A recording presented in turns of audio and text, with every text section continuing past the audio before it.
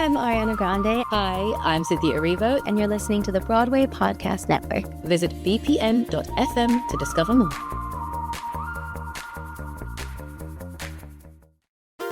There's a cat over here. There's a cat over there. And the wrong one died. And the wrong one died.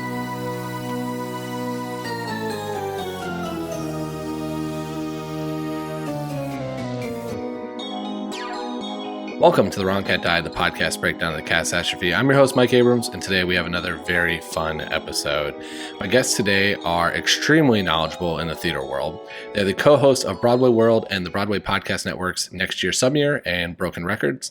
They are also hosting a show called Cast-Offs at Club Cummings every Monday and Wednesday in New York, featuring some previous Grizabellas. So Ben Rimalower and Daniel Nolen, welcome to The Wrong Cat Died, and thank you for joining me. We are so happy to be here. Meow. Meow. They can't see me, but I'm licking and grooming myself in the Zoom. You're doing the practice for the show, which is what they called felinity school in cats. Ooh. Miss Nolan's felinity school for girls. Well, I want to talk about Cast-Offs, but before we do, I mean, this is a Cats podcast, so we got to set the record straight. It's Cats Off tonight. Cats Off. Cats Off. Honey. I want to hear about your experiences with the show. So, like, when did you first see it? I'm assuming you both have seen it at least once. Like, tell me a little bit about your history. At least. Well, I was living in LA when the show opened, but my mom bought the double LP of the Broadway cast recording with Ms. Betty Buckley and the rest of the gang. And it was one of the few albums that, I mean, I could probably count on my hands and feet all the records my mother ever played for us when we were kids, maybe just my hands.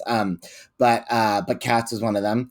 And it was, I guess, 1985 when the national tour came to LA to the Schubert Theater with Kim Criswell as Grizabella. And they took us, and my sister and I both fell asleep. Never made it to hear memory sung. We were just carried out of the theater after the curtain call. And for years, we would be like, I want to see Les Mis. I want to see Phantom. And they were like, I'm not spending $300. You've slept through Cats. And, which is so not fair. I mean, Cats. So not fair. Cats is not like the first show to take a kid to. Well, true. Although the thing is actually like, so I spent years actually kind of like making jokes about Cats. I mean, like when I moved to the city in 98, it was still, the original production was still running. Actually, my friends and I one night tried to second act it because we wanted to hear Liz Calloway sing Memory. And Usher chased us out. Like, we did not get away with it. It was crazy. But God. We went running all the way down to like 7th Avenue. But it was like a big joke, you know? I mean, like there's that line in the play Jeffrey, like, Cats now and forget about it. And, you know, it was always just the easiest punchline was Cats. All the sitcoms in the 90s. Totally. You know, and then when the British pop opera phase was over and like, you know, we had like the producers on Broadway and it was all about like American musical comedy, September 11th, George Bush, rah! You know, it was like not about those British pop operas, and Cats just seemed like the lamest, cheesiest of the whole group. And then when the revival was opening in, I don't know, what 16, is that, like 2016. Yeah. Recent, yeah. You would know.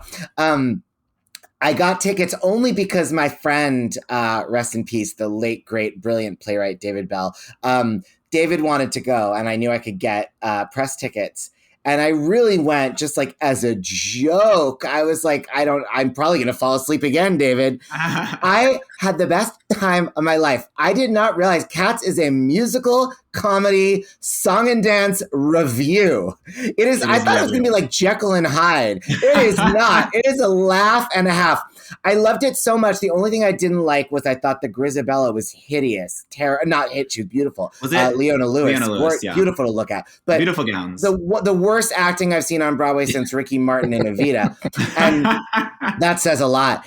And so I was, but I loved the show. And then when she left, and now I can't remember the name of the actress that replaced Mimi Paris. I saw a clip of her and I was like, oh, she's good. And I was like, I can't believe I'm saying this, but I got to go back. And so I went back again to see it, loved it again, loved Mimi. She held that high note in memory longer than anybody ever held anything in their life. And then I was trying to have sex with this kid from Argentina who had never seen a Broadway show. And I was like, well, I could, not a kid, but the part I shouldn't make, he was like, 28 or something, but, a kid to me.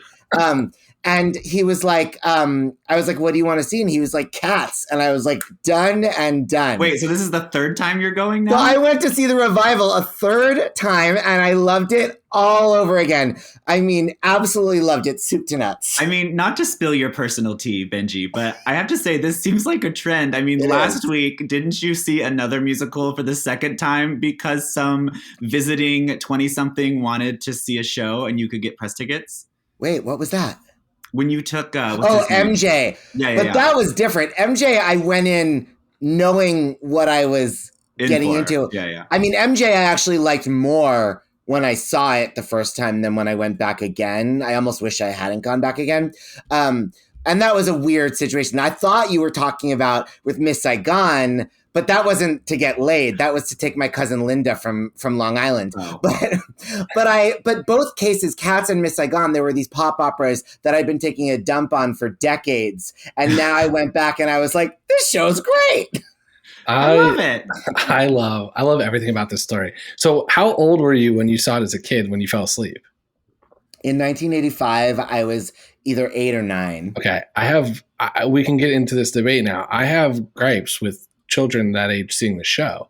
Different than your child that you brought in 2018 or 17 that you're just calling a child. The adult man child that I was trying to have sex with. But a child, I mean, when you break down the plot, and I've spent a lot of time thinking about this, there is a sexual abuse scene, there is an orgy, there is a lot to this show. An 8-year-old should not be. I've seen the show 4 times. I did not know there was rape or an orgy anywhere in the story. So the ball is an orgy. I had no idea. The ball's an orgy? The ball's an orgy. Wait, are you like queering the narrative or is that actually the plot? My knowledge is based off conversations with a lot of people who have been in it and have validated the rumor mill on the internet. Who've been in it? Well, I mean, wasn't T.S. Eliot like a closeted homosexual? That doesn't mean it was all about an orgy. Well, no, but I'm just saying, like, secret subtext. Secret secrets. Demeter's character, who sings McCavity's song, is one of the known... Great fucking song. Great, and a great known things. Yeah, a great gay pun, too. McCavity. Like, sexually abused by McCavity. Truth of the show. Oh, that makes sense. Now that I think about, like, the choreography and when he, like, grabs her and claws her, like that symbolism makes sense to me now. Yeah, I guess because they were cats, I didn't take it to that, but really that is what happens. And the white cat, so Victoria's dance, is her coming of age, which is supposed to be her virginity. Oh, well, the movie ruined the white cat for me. I mean, the movie ruined all the cats for me, frankly, but especially the white one. That movie, I have to say, was the last movie I saw in theaters before COVID hit. So it was like really left a bad taste in my mouth. Yeah, I think the movie is responsible for the pandemic. I mean, yeah, it can't be. The world turned when everyone saw it, for sure. Yeah. Okay, so the 2 years of shutdown with coronavirus went by faster than the 90 minutes I spent at the movie of Cats. Okay, I love you had a struggling history with it growing up. It potentially ruined some of the other shows you could have saw with your family, but then 2016 and beyond, you're a fan. And I will say Mamie's version is insane of Grizabella.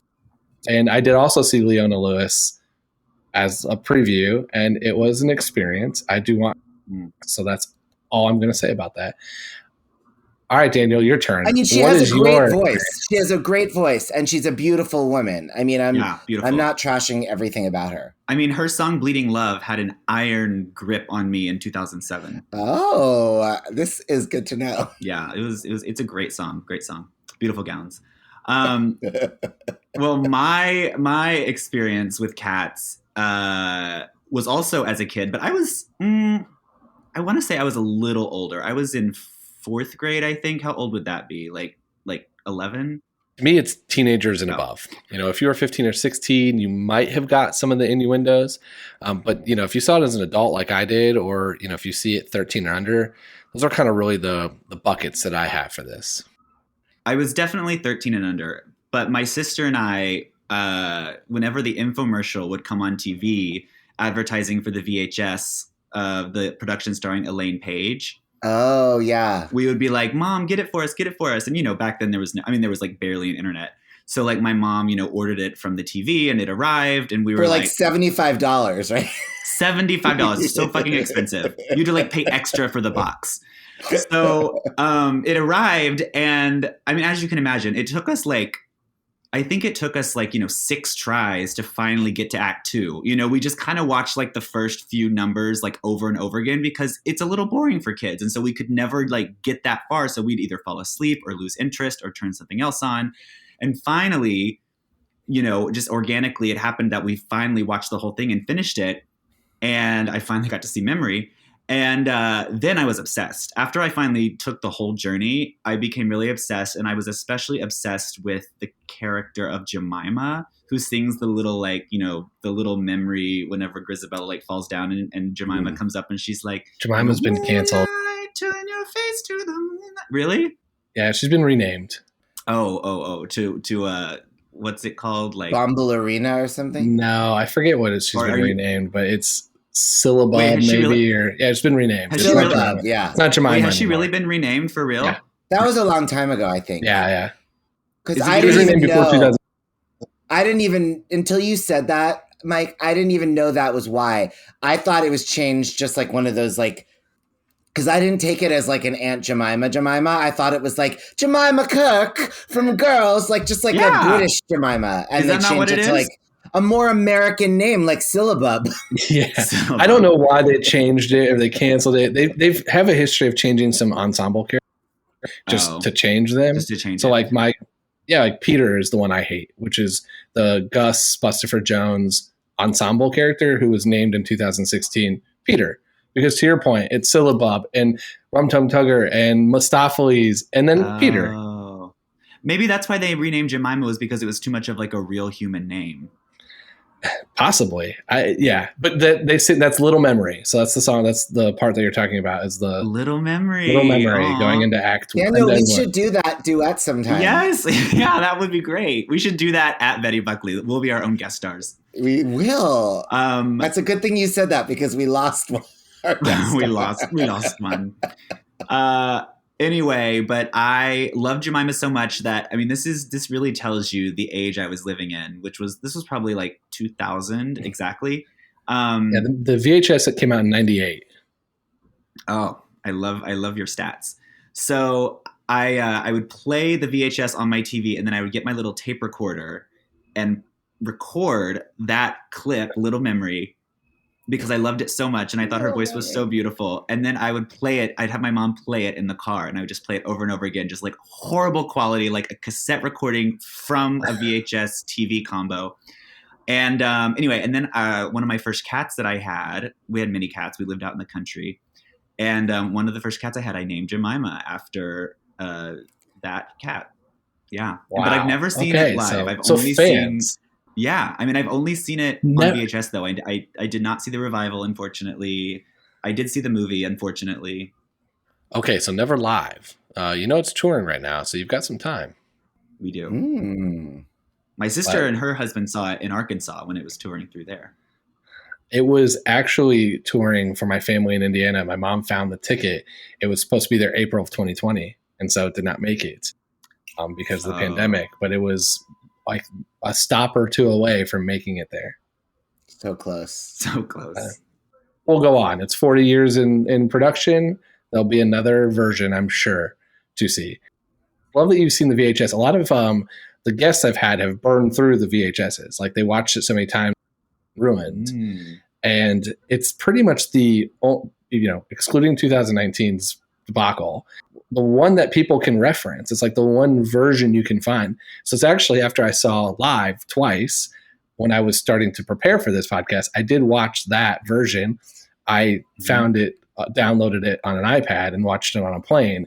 And let me tell you, the looks that you get sitting on a plane watching Cats on an iPad is quite an experience. I love that that's like you infomercialed it.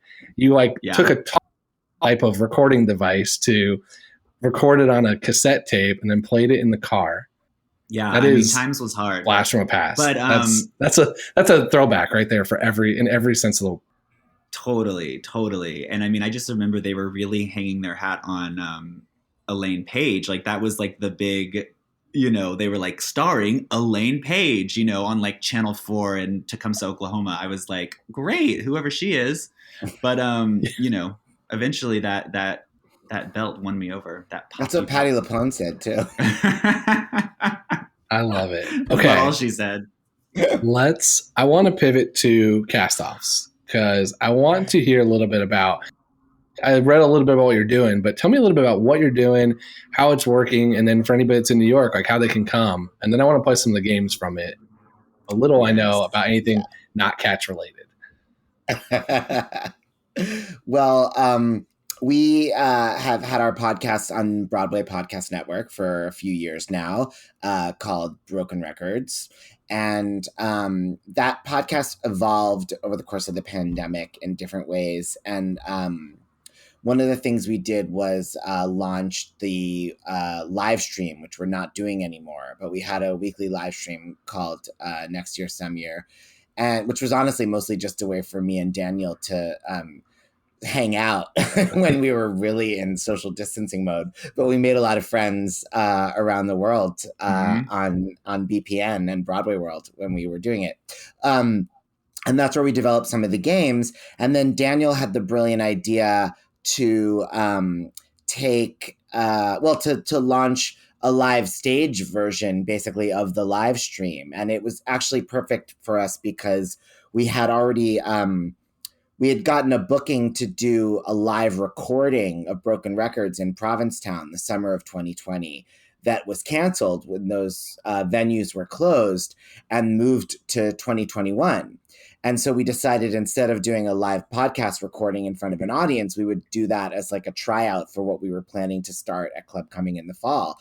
So that is what we're doing, calling it Cast-Offs. And it's every, this can be, by the time this comes out, people will know that it's been Wednesdays, but it's going to be Mondays at 8 p.m. every week at Club Cumming in the East Village. And it's free. And just in the honor of Patti LuPone's Stop Taking Pictures speech at Gypsy, where she said that she and the rest of the company appreciate the people in the audience who followed the rules.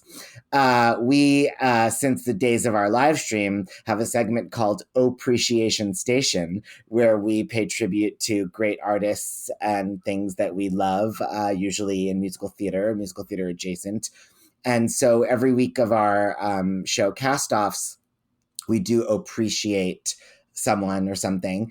And we've recently had a series of guest stars come and help us pay tribute to those that we're appreciating by singing a song associated with them.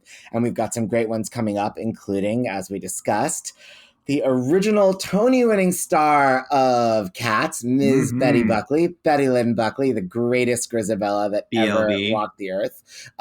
We'll be appreciating her on Monday, March 14th, and we will have a very special guest there to help us pay tribute. That's right. Leona Lewis, or possibly me and Daniel singing the duet version of that. It's Leona Lewis. It's definitely Leona Lewis. Can you imagine? Oh my Hey, God. Leona. First of all, don't listen to the Wrong Cat Died podcast. Thank you. We're going to take a quick break, and then we'll be back for more of The Wrong Cat Died. I think that's really cool, and I think you also did Liz White, right? You've appreciated. That's right. We did. We just did. Grisabella's. And yes. We're also doing Laurie Beachman, right? Yes, that's right. Fabulous Grizabella. Though a great Grizabella that one of my regrets, I mean, I never saw Patti in Evita, and I never saw Barbara and Funny Girl, and I never saw Laurie Beachman in Cats. Wow, I love it. So it is some fun games. People that are in New York can come free, which is great. So it's Yes. can show up, and I'm sure we'll link all the stuff too in the episode description. Tell me about one of the games, and which game are we going to try to play? Well, it is called Cast Offs because, like a bake-off, except instead of sharing baked goods, we're sharing casting ideas. All of our games are sort of related to like Broadway casting. And probably the most popular game we have that we've been playing for years, even before the podcast, is a game we made up called Dolly Concert Kill. And I think we could actually play a special version for you, which we could be Grizabella Concert Kill. Yes. And so that's great. We'll pick 3 names. Maybe we could even, each one of the 3 of us could suggest a name. And then each one of us has to choose for themselves which one of the 3 they want to see as Grizabella, which one they want to see in concert, and which one they want to send to the Heaviside Layer. That's what it is. Heaviside Layer. It's Grizabella Concert Heaviside Layer. Love it. I love it. Although Grizabella goes to the Heaviside Layer, but you get the gist. Right. I love it. Well, it's nicer because it seems like that's what they all want to do, Yeah, and that's we'll get there because that's kind of going to be how we end this podcast. Is Grizabella that right choice? But okay, I like the game. So who wants to throw out the first name? Well, I mean, I think we just said them, right? Do we want to go Lilius, Betty Buckley, and Laurie Beachman? Too soon. Too soon. I mean, you're always going to come up against someone who's already in that. I don't know. I feel like Mike might not be familiar with Laurie Beachman. I know well, we could do she was Grizabella, and that's about it. Well, we could. That's enough. Well, we could do right? Lilius, Betty Buckley, and Elaine Paige. Oh yeah. Okay. They're all still on that great international star, Elaine Paige. Okay. I would like one of you 2 to go first. I want to hear the experts kick us off. Well, Ben, why don't you go since I suggested it? All right. Lilius, Betty Buckley, and Elaine Paige.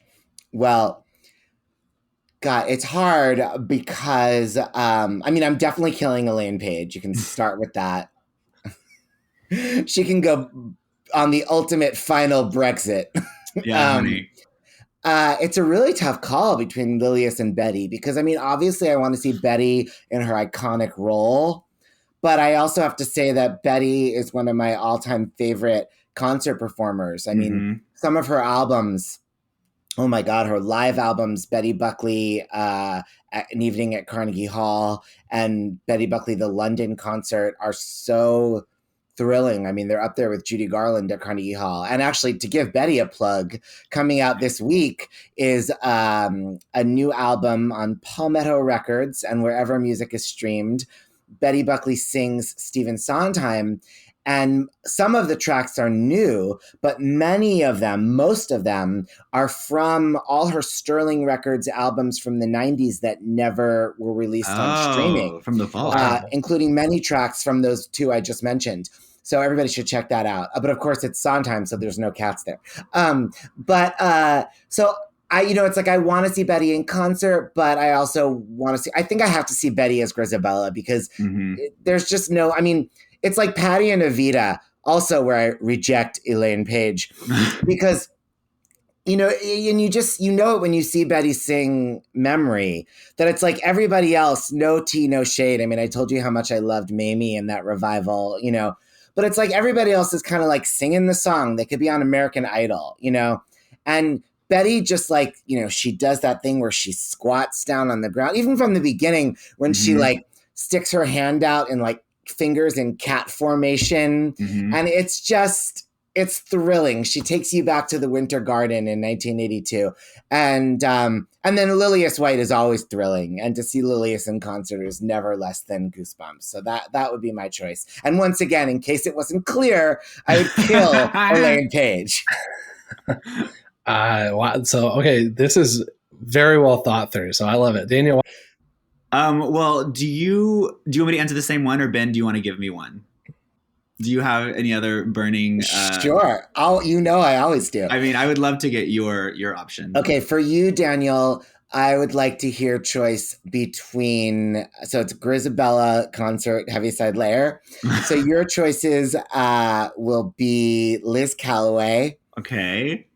And Christine Eversole. Okay, I like where this is going. And Kelly O'Hara. Oh, all soprano Grizabellas. Well, or mixy Grizabellas. Or the Mixabellas. The meow Mixabellas.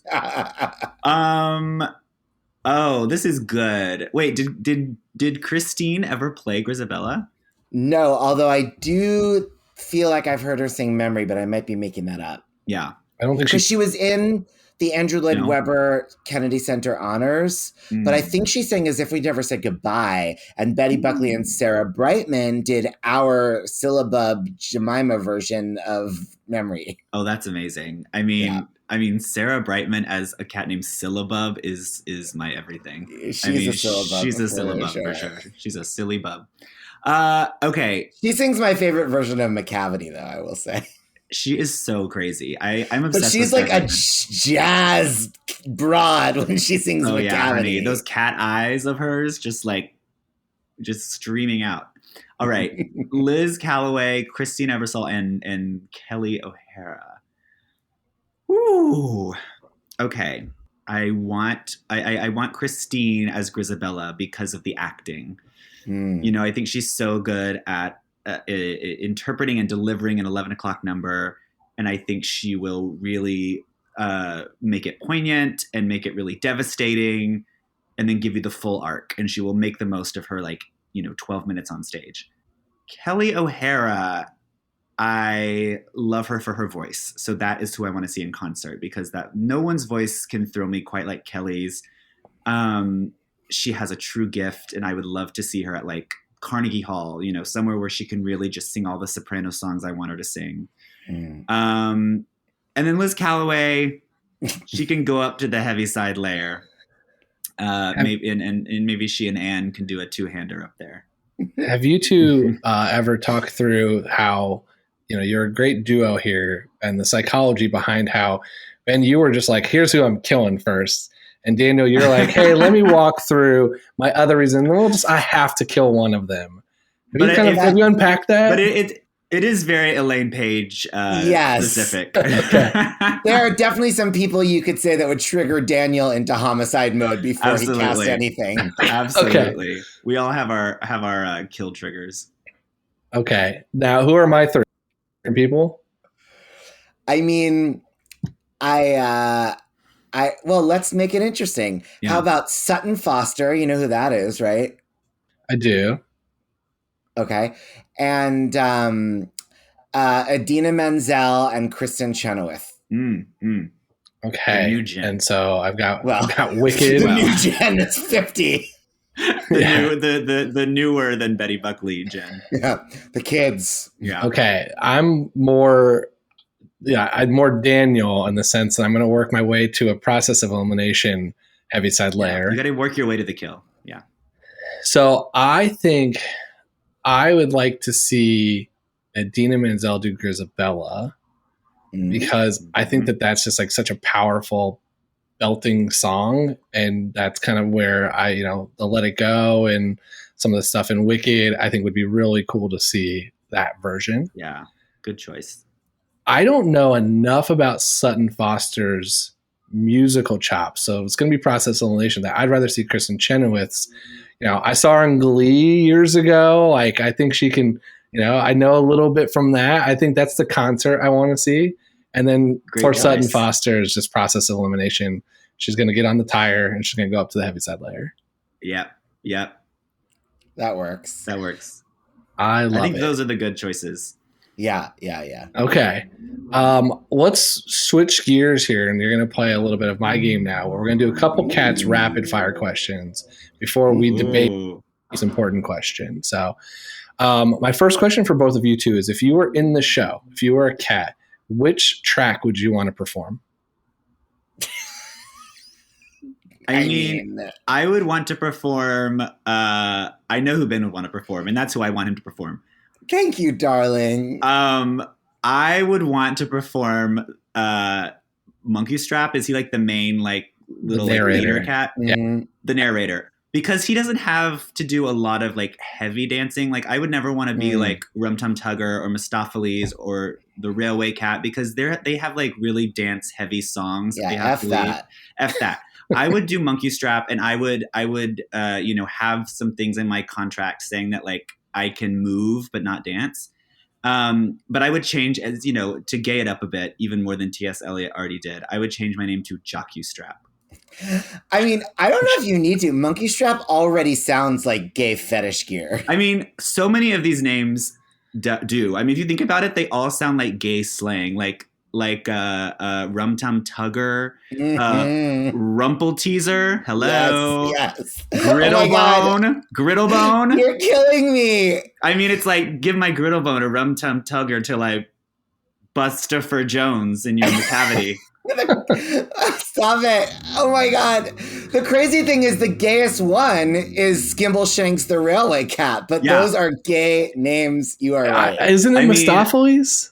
It's got to be Mistopheles, right? He's very gay too. He's like the magician, I think we only think that because he's very beautiful and talented, Tyler Haynes, but he's like one of our people. But like I feel like when it's like Terrence Mann doing like Elvis impression, it's maybe, I don't know, I guess it's still kind of Tim Curry-ish. I will tell you Tugger is as a duo is the majority of the fan fiction that's out there, and it is all very erotic fan fiction. I think Rum Tum Tugger, Old Deuteronomy situation. Yeah, Mistopheles I think is because in the VHS he dances with a rainbow like flag, or like he has a rainbow part of his dance, and so I think that's kind of one of the But the cats are fluid. There's no genders. There's no like cats at the end of the day. But also, when Cats opened in 1982, it was before the homosexuals had pervertized the innocent rainbow flag. Yes, it still just meant rainbows. But the movie was 98.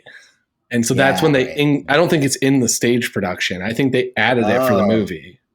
They crossed a street to make that show disgusting.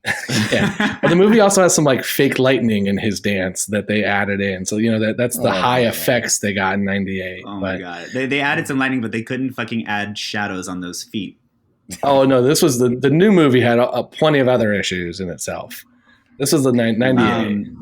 You're talking about that. Well, that's so funny you say that because after I watched the movie in cinemas, then I went home and watched clips from the 98, and I was like, this is just, even like the camera work, the direction, like this is so much better as a film than that actual movie was. Yeah. Okay. Ben, who are you? Grizabella. Okay. Now I'm going to flip it. If you get to pick for each other. The same, I feel. Yeah, I mean, I would definitely. I think Ben could do Grizabella, not only because he's right for the role, but because it's a very Patti LuPone track. It's like you get to sit backstage for the first half of the show, and then you come out and do like your big number, and then you get to go back to sitting backstage. Yeah. It's like 15 minutes. Well, they offered me the part, but I had just done an Angela Dweber show. I love it. Okay, who is your favorite and least favorite cat? Like which character love and hate? Oh, good question. Well, my favorite is definitely Grizabella, although I have a very soft spot for, is it Old Deuteronomy that sings the, is it Monkey Strap that sings his song? Like, yes, no, hi. Yeah, that's Monkey Strap, right? That's so beautiful. Yeah. Well, look at that. My other favorite was yours, Daniel. But I hate all the boring dancing ones. Like, what's the little ones? It was like those little like Mungo, Jerry, and Rumple Teaser. Mungo, Jerry, and Rumple Teaser. More like cut. Yeah. I don't know. Like I it's hard for me because I want to say Grizabella, but I mean I guess Grizabella just because she has the big like money song. But I also really love like Gus the Theater Cat. Like I love all the old cats, who's the one who's like the older lady cat who's like Jenny Any Dots. Oh, I like her too because she's enjoyable. She likes to sit and sit just like I do. Same. But, I love Gus the Theater Cat just because I feel like an old theater queen is always my people, you know? But I kind of feel like without having like reality cam footage of 1985, I probably fell asleep during Gus the Theater Cat, like full disclosure. Definitely. You definitely were out cold during that part. Unless you might have saw the pirate scene though, like if you saw that whole piece. No, I was not one of these kids that was like, "Oh, cool! Will there be pirates?" Fair. Okay. Daniel, who's your least favorite? Oh, I mean... Elaine Paige. Elaine Paige. No. I guess, honestly, like, maybe the Rum Tum Tugger. I mean, he's never appealed to me. You know, he's always just been a little too, like flashy. Like, I don't know. I never quite, got in with the Rum Tum Tugger. You might have gotten into him if you saw Tyler Haynes shimmying around in the black leotard. I might have, and I'm available for the videos to be sent to me. Yeah. Anyone who's listening who has footage of Tyler Haynes in those tights. We can ask Tyler if he just has pictures of himself in those or videos of him.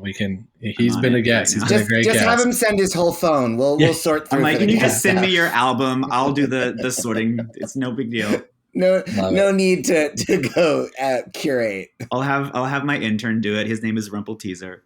Yeah. Okay. Now we got to ask the $1 million question, and I'm aware that I've spent way more time thinking about this than anyone else, but I do not think Grizabella should be the choice for the Heaviside Layer.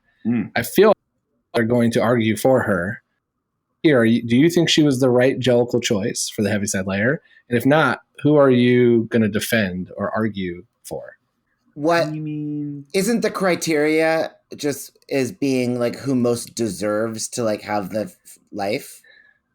So the plot of Cats is very up for debate, as you are So the criteria, I think, is a very interesting question that we don't really know the answer to because we only have a glimpse into one choice. So I don't know the answer to that. I have my thoughts, but I do think it's who's most deserving or who needs it the most. But I think that this can dictate your answer. So it is a very good first question.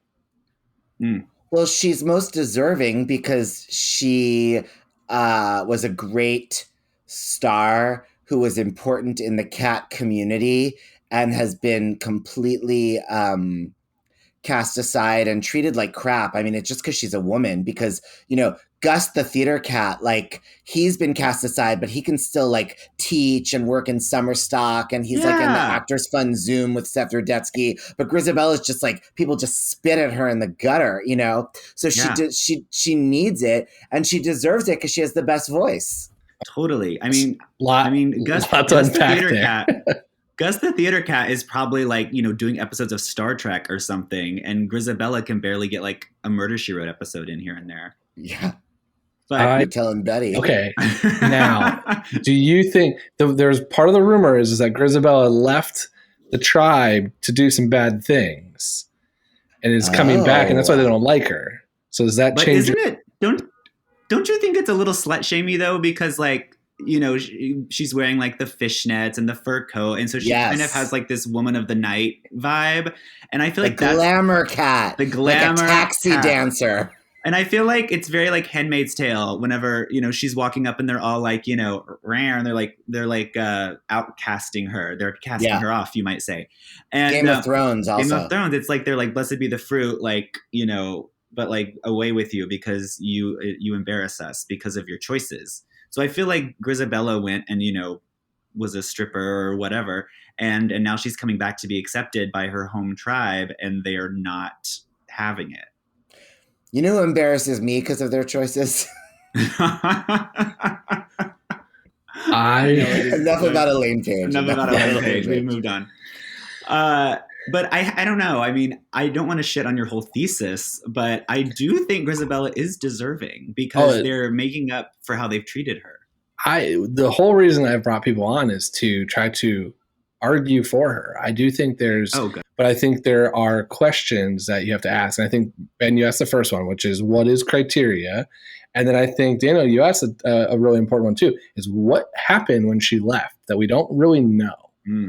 So we don't know what she did. Was she exiled? Was she, sex worker? Like we don't know. We get one glimpse into it. My kind of belief though is that if she's coming back and they're going to start accepting her, why are we immediately killing her? Why doesn't she get to spend time with her family? Well, true, but I got the feeling she doesn't have much family. Yeah. But also it's like maybe they're killing her, but like in the Cats cinematic universe, like that is something that like they're wanting, like that is like the reward. I mean, whether it's a little bit Shirley Jackson, the lottery, where it's like the winner gets literally stoned to death, but like, it is something that they're aspiring to. So maybe it's like a release, like you get to go to like the next life, it's seen as like reincarnation or whatever. Like for them, that might be a positive. It's definitely a reward. I mean, I saw Leona Lewis, so I did think it was like the X Factor, and instead of $1 million, you just get killed. So that was how I kind of interpreted the show to begin with. I want to throw a theory for you two, because I think you both will appreciate it, is one fan rumor, not my fan rumor, is that this is just old Deuteronomy's way as a serial killer to hide his murders. And every year he's killing somebody else. And this is the cover of it, is the cult Jellicle ball. More power to him. I love that. He's like the Charles Manson of the Jellicles. Exactly. That's how I want to die. I want to go painlessly with 100% confidence. I'm going to a better place thinking I won a contest. After having delivered a devastating 11 o'clock number.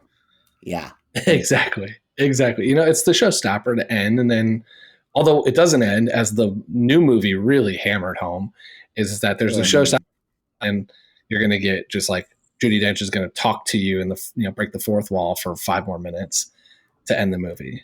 Whatever happened with her hand? Wasn't there some big debacle over her human hand? I did see a press viewing, and they clearly rushed production to finish, and they did not finish in time. And that's why there's the whole cut and all these other like rumors that are out there. That's a whole thing. If you, Seth Rogen went way deep on it, that there's supposed to be a cut where they didn't edit out the cat's buttholes. But they didn't finish. And so the first week of the show, if you saw it the very first week, there was a sound guy in the background. If you caught it, there was her hand was not like, it was just a human hand, something in the frame. So it's like, they just didn't finish in time. So there was a lot of things, but there's so much going on that it was like, I didn't notice most of them, but then I saw the screenshots and it's like, oh, they missed. But like, that is not what's wrong with the movie. I mean, that is exactly right. Things, yeah. I would forgive them a lot more like boom mics in sloppy shots if they were good at storytelling. Right. There was, that's a separate episode for us if we want to get into that. I appreciate you both coming on. I want to hear, how can we, stay in touch with Cast Off, stay in touch with you. Let's shamelessly plug everything here. Well, you can follow us across all social media. Ben Rimalower and Daniel Nolen. He's Nolen with an E. Thank you so much. And I'm Rimalower with an Lauer. I don't know. If you just Google like gay guy Patty LaPone, glasses or something. And then also in addition, Club Cumming is just a good Instagram account to follow to get the information for the show. And if people forget how to spell Nolan and never had a prayer of Rimalower, hopefully they can do Cumming, although it is singular Cumming, like I'm coming, as opposed to fake plural Cummings, like I often see people say, which is not Alan's name. No, yeah, named after Alan Cumming, for those who don't know. The cat we have yet to see. Yes, the Grizabella yet to be cast. Although he's probably more of, who would he play? I mean, back in the day, he would have been a great Monkey Strap, but he could still do Monkey Strap probably. Yeah, he could do a couple. There would be a couple play as. Yes, I had to autocorrect because the S got added, and I'm like, okay, I know that's not correct, so I did fix that in my own notes. But so it's Apple's fault. Exactly. It's Totally. It's Marty Gould Cummings' fault. Oh, Marty too. But if we were Barbra Streisand, we could just, and if Steve Jobs were still alive, we could just call him up and ask him to change the spelling. Like That's right. she did with Barbara. What if that never really happened and just like Barbara like sent an email and then it was fixed because like her assistant went on her phone and just like updated like the like dictionary, you know? Yeah, Renata. She had her head in a box full of Triscuits and Renata went and changed the settings. Barbara's like, it's so wonderful. I just sent an email to Steve Jobs at info@apple.com. Meanwhile, this is a week after his death and she had no idea.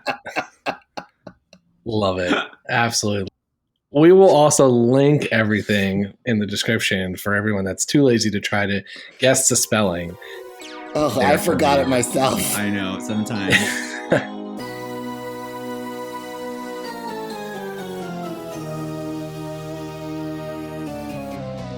And thanks for listening to this episode of The Wrong Cat Died, the podcast breakdown of the catastrophe. To follow along, you can subscribe on Apple Podcasts, Spotify, Stitcher, or anywhere else you listen to podcasts. Follow us on Twitter and Instagram at The Wrong Cat Died, or check out our website, thewrongcatdied.com.